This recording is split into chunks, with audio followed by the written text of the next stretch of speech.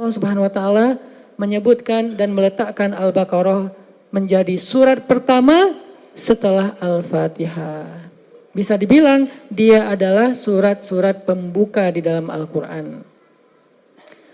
Lalu ketika kita membaca surat Al-Baqarah, maka prolog atau mukaddimah dari kepalanya surat Al-Baqarah, headline-nya surat Al-Baqarah itu adalah langsung Allah berbicara tentang 3 golongan manusia. Di awal kita buka Al-Baqarah langsung Allah bicara tentang 3 golongan manusia. Golongan pertama mukmin, ada di ayat 1 sampai 5. Berapa ayat? Cuman 5 ayat. Lebih efektifnya lagi 4 ayat, karena alif lam mim itu termasuk ayat mutasyabihat yang tidak ada yang tahu artinya selain Allah. 5 ayat berbicara tentang orang mukmin.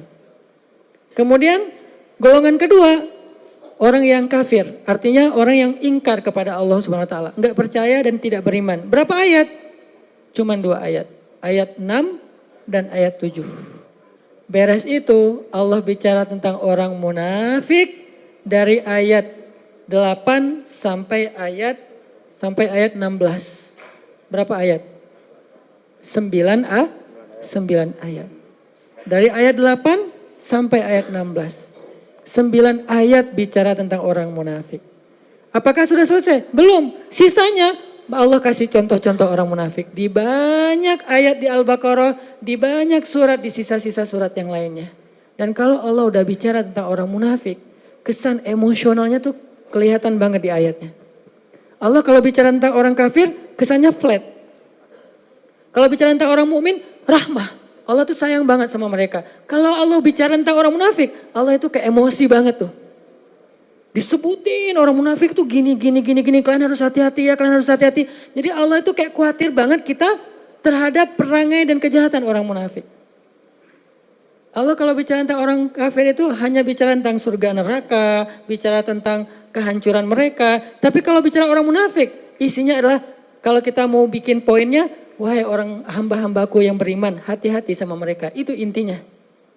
Makanya saking Allah pengen kita hati-hati dengan orang munafik, penjelasan orang munafik di Al-Quran itu tuh detail banget.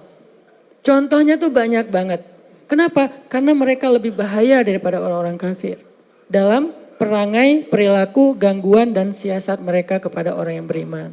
Makanya kita diajarkan di Al-Quran bukan ayat tentang permusuhan. Ini bukan ayat perpecahan, ini bukan ayat permusuhan. Kalau kita menuduh bahwa membahas tentang munafik itu berarti memunculkan permusuhan, berarti kita menuduh Al-Quran memunculkan permusuhan. Padahal sebagian besar dari ayat Al-Quran itu banyak berkisah tentang orang munafik. Kenapa? Biar kita hati-hati. Biar kita menghindar, jangan sampai kita masuk golongan ini. Kenapa? Orang kafir itu masuk neraka, orang munafik jadi kayu bakarnya neraka. Innal munafiqina fid darkil asfal. Asfal itu bahasa Arab yang jadi bahasa Sunda. Aspal. Karena orang Sunda gak bisa. Siapa bilang itu fitnah ya. Jadi asfal tempat paling bawah yang diinjak-injak. Bahasa kitanya aspal. Masuk bisa aja sih Ustadz, benar. Jadi asfali minan nar, aspalnya neraka. Maksud aspalnya neraka, dasarnya neraka. Yang paling bawah, udah gak ada lagi di bawahnya apa? Gorong-gorong atau apa? Enggak, udah. Paling bawah itu adalah aspal udah. Berarti yang disebut dengan aspal, bahan bakarnya, kayu bakarnya dibuat dari bukan kayu bakar, batu. Karena bahan bakar api neraka itu adalah batu. Waquduhan nasu wal hijarah. Bahan bakarnya adalah manusia dan batu. Manusia yang dimaksud di dalam ayat ini siapa? Innal munafiqina fid darkil asfali minan nar. Na'udzubillahi min dzalik. Ini sehingga tanpa kita sadari mungkin kita enggak termasuk orang munafik, tapi begitu kita berwala kepada orang munafik, membela orang munafik, berpihak sama orang munafik, mendukung kegiatan-kegiatan kemunafikan, maka kita masuk dalam golongan itu dan ini yang bahaya nih. Bukannya kita menjadi munafik, kita tetap sholat, tapi kita mendukung kemunafikan. Kita tetap puasa, tetapi kita membela kemunafikan. Kita tetap bayar zakat, tetapi kita berpihak kepada kemunafikan. Ini bahaya nih.